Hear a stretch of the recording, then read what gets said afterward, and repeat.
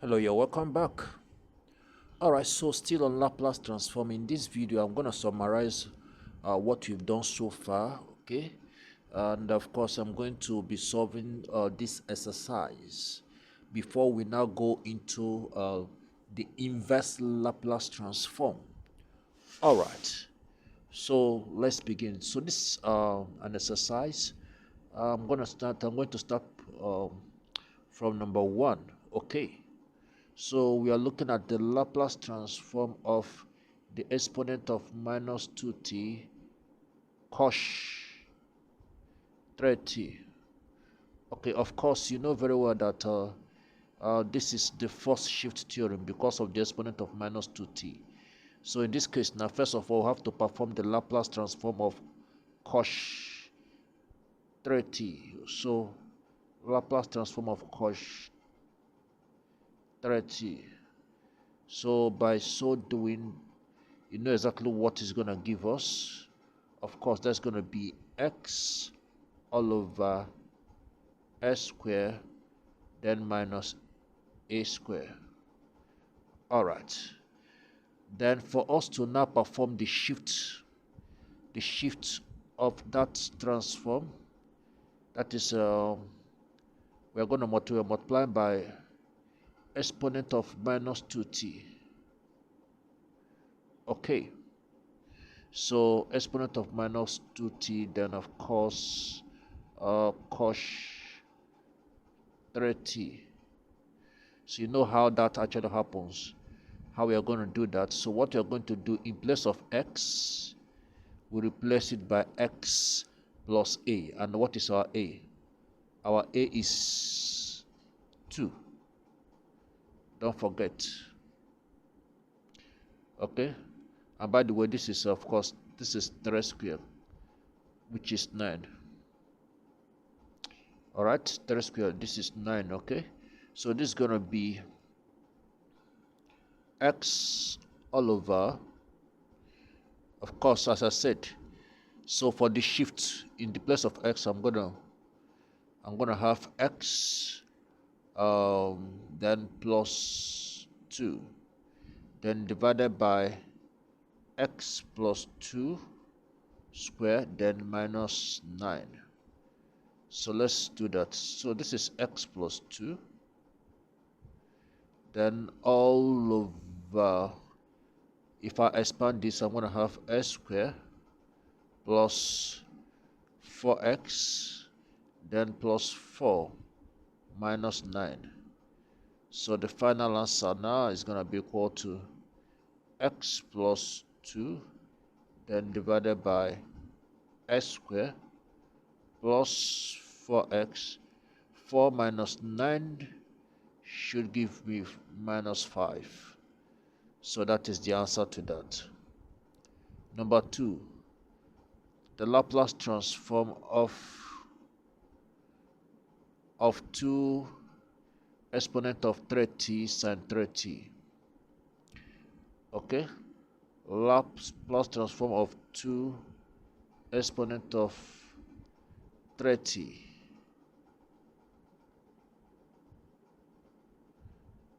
then sine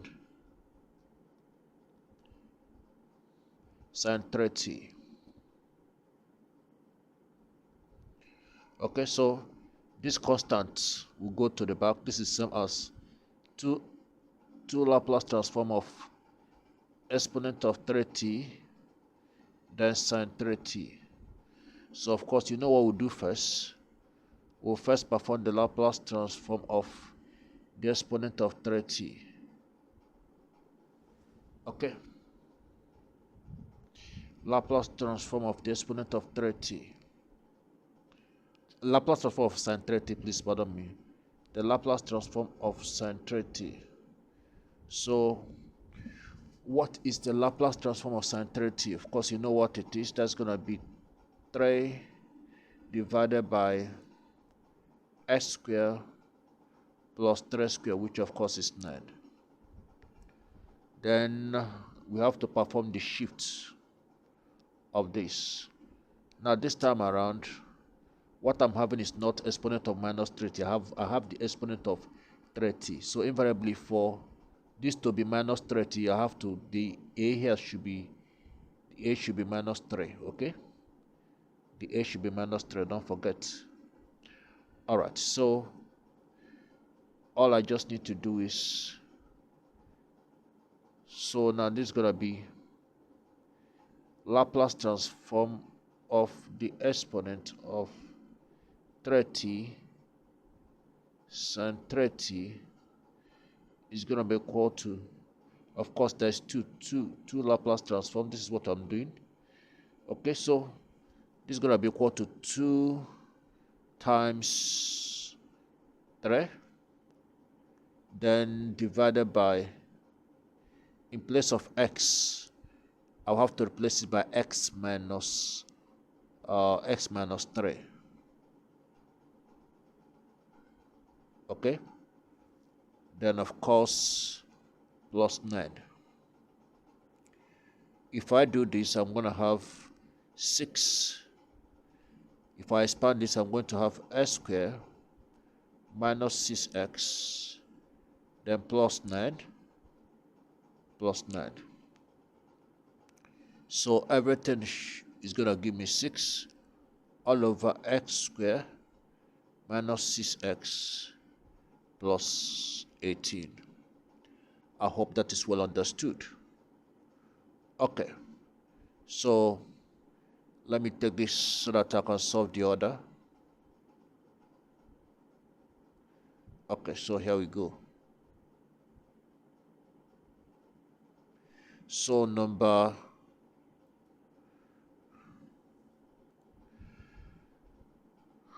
so we are looking at number 3 now. Number 3, Laplace transform of 4t exponent of minus t. So what we are, this is going to be, this is theorem 2. But we can write this also as 4 Laplace transform of t exponent of minus t. So first of all, we have to perform the Laplace transform of the exponent of minus t. Laplace transform of the exponent of minus t, okay, is equal to, in this case, of course, you know very well that the coefficient of t is minus 1, right? Okay, so that's going to be 1 all over x minus a, which of course is minus 1. So that's going to be 1 all over x plus 1. So now, performing this is going to be, of course, 4 Laplace transform of t exponent of minus t. You know what it is. This is a theorem, the second theorem we talked about. So that's going to be, that simply means that I have to find the derivative of this function, okay, because of this. So invariably, this is going to be 4, then multiplied by the derivative of the Laplace transform, the derivative of the function, please pardon me, the derivative of the function with respect to x of x plus 1. Okay, so this is going to be 4. You know very well that this is a quotient rule. So applying quotient rule to that, let's do that. So this is my v and this is my u. So it's always v du dx. So my v, of course, is x plus 1, x plus 1, du dx, the derivative of 1 is 0, then minus v u, which of course is 1, dv ds. If I differentiate v with respect to x, of course I'm going to have 1. Okay, so all over v square, so all over x plus 1 square. So that's going to be 4. This is already 0. Then this is minus 1. 4. Okay, so of course, this is going to be 4 multiply minus 1. That's going to be minus 4. Then all over x plus 1 square. That is the final answer. Then I'm very sure that you can solve number 4, and you can solve number 5. All right, and you can also attempt number 6. Now let's move straight to inverse Laplace transform. The inverse Laplace transform is the reverse of Laplace transform. Okay, so remember the Laplace transform of a function of t. Laplace transform of a function of t will give us function of x. So in a reverse order, all right, if we find the inverse,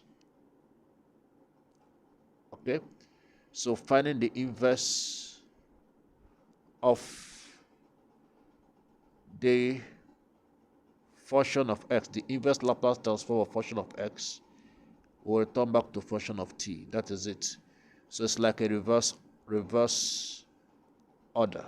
All right, it's like a reverse operation. So let's start with the standard Laplace transform. Okay, standard inverse Laplace transform, please pardon me. So let's start with this. The inverse Laplace transform of this operation a all over x. You know what it is. That definitely is a constant. Okay, so therefore it will give us constant a. This is number 1. Number 2, the inverse Laplace transform of the exponent of, please pardon me, the inverse Laplace transform of 1 all over x minus a. Okay, definitely will yield the exponent of 80. Don't forget, then we'll go again. Number 3, the inverse Laplace transform of a all over s square plus a square. Of course, you know the Laplace transform of the function that actually leads to this. That is going to be sine 80. Number 4, the inverse Laplace transform of x all over x square plus a square. Okay, that was cos, that's going to be cos 80. Okay, we'll proceed. Then we can also do that of the cos, the sine h. Okay, so I can the inverse Laplace transform of of n factorial all over x raised to power n plus 1 factorial. That is gonna give us 30 raised to the power of n. So that is basically it. So it is the opposite, the reverse operation of Laplace transform. Okay, let's see if we can have some question. Okay, now sometimes if they give you some question that is not part of the standard, okay, these are the standard inverse Laplace transform gotten from the standard Laplace transform, right? But what if they give you something, an operation in which, okay, like this, that is not included in the standard? So what you have to do is this: we have to transform this operation to the standard inverse Laplace transform before we can now write down the transform of this. So invariably in this having this type of fraction, we have to split it, okay, into something that will yield the standard inverse Laplace transform. So that is where we'll apply partial fraction. So we're going to apply partial fraction operation on this fraction. So basically, in inverse Laplace transform, you should know how to perform partial fraction operation. So let's do the partial fraction of this. If you can still remember, I hope you can still remember partial fraction. So the very first thing we're going to do is to evaluate the partial fraction, or split this fraction into partial fraction. All right. So first of all, you know what we do first. We have to factorize the denominator. So of course, in a rough, I'm going to multiply the first term and the last term, and I write it somewhere so that I'll get two factors. This is minus 12x squared, so split it into two factors. What are the two factors of minus 12x squared such that if I add it, it will give me minus 1x. So that should be 4 and 3. So that should be minus 4x plus 3x. Okay, so those are the two factors of minus 12x squared. But if I add it, it will give me, of course, minus 1x. So I have to replace it. I'm going to have x squared. In place of minus x, I'm replacing it by minus 4x. Then, of course, plus 3x minus 12. Okay. So with what I have now, you know what I have to do. So this is going to be equal to 5x plus 1 divided by factorizing the binomial. The common factor between these two is, of course, is x. So this is going to be x into x minus 4. Common factor here is 3 plus 3 into x minus 4 also. So invariably, if I factorize this, so I'll end up having 5x plus 1 all over. So I'll take the bracket, which of course x minus 4, then the factor outside the bracket, which is x plus 3. So this is equivalent to, you know how we do that in partial fraction, a all over x minus 4, then plus b all over x plus 3. So I have to simplify this fraction. Of course, cross multiplying, this is going to be a into x plus 3, then plus b into x minus 4. So divided by x minus 4, then x plus 3. So we'll have 5x plus 1 all over x minus 4, then x plus 3.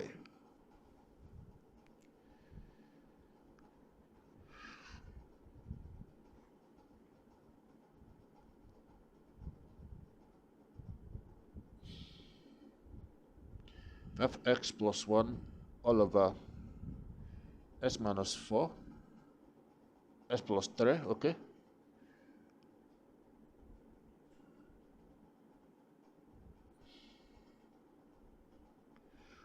Then all divided into x minus 4, x plus 3. So what is going on here is this will go. The denominator is the same both sides. I'll take it out. So I have 5x plus 1 is equivalent to, so in this case, of course, I have to eliminate, because I'm looking for two variables a and b. So to find one, I have to eliminate the other. So how do I eliminate b to be able to solve for A. The only way that I'm going to do that, okay, is if I put x to be equal to 4, I'll be able to eliminate b because this bracket will eventually become 0. So I'm going to be 5 into 4. Any place I see x, I'll put 4. Is equal to a into 4 plus 3. Then, of course, 4 minus 4 is 0. That's b into 0. So b is gone. So here I'm having 7a. And this is, of course, is 21. Okay, so invariably a is going to be equal to 21 all over 7, which of course is 3. Now for me to solve for b, I have to eliminate this bracket. Okay, so in that case I have to put x to be equal to minus 3. So that is going to be 5 into minus 3 plus 1 equal to a into minus 3 plus 3. Then of course b into minus 3 minus 4. Okay. All right. So this is eliminated. This is 0. Why this is minus 7b. This is, of course, this is minus 15 plus 1, that is minus 14. So invariably now b is going to be minus 14 all over minus 7, that is, of course, is 2. My a is 3, while b is 2. So invariably now this partial fraction is 3 all over x minus 4, then 2 all over x plus 3. So I have 3 all over, and of course, let me just go straight to the Laplace transform. So invariably, we are looking for the inverse Laplace transform of 3 all over x minus 4, right? Yes, minus 4. Then plus 2 all over x plus 3. X plus 3. Okay, so we have actually ended up breaking this now. It is not easier for us to apply standard Laplace transform. So you know that this is gonna be the same as the inverse Laplace transform of 3 all over x minus 4, then plus the inverse Laplace transform of 2 all over x plus 3. Okay, so this is going to be equal to, let's do this. So to actually achieve this number is a constant. This is the same as 3 into the inverse Laplace transform of, okay, 1 all over x minus 4. This is a coefficient. I take it to the back. The same thing happens here. This is 2 multiplied by the 2 inverse Laplace transform of 1 all over x plus 3. So it's not exactly what this means.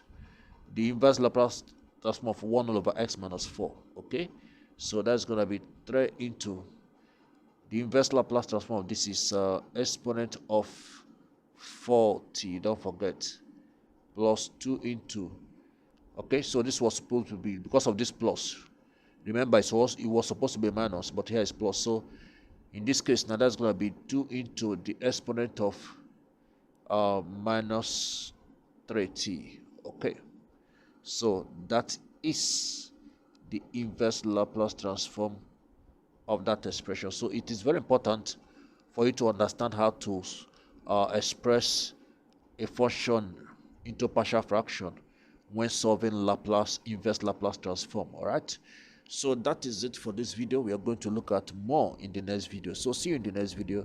Thank you very much.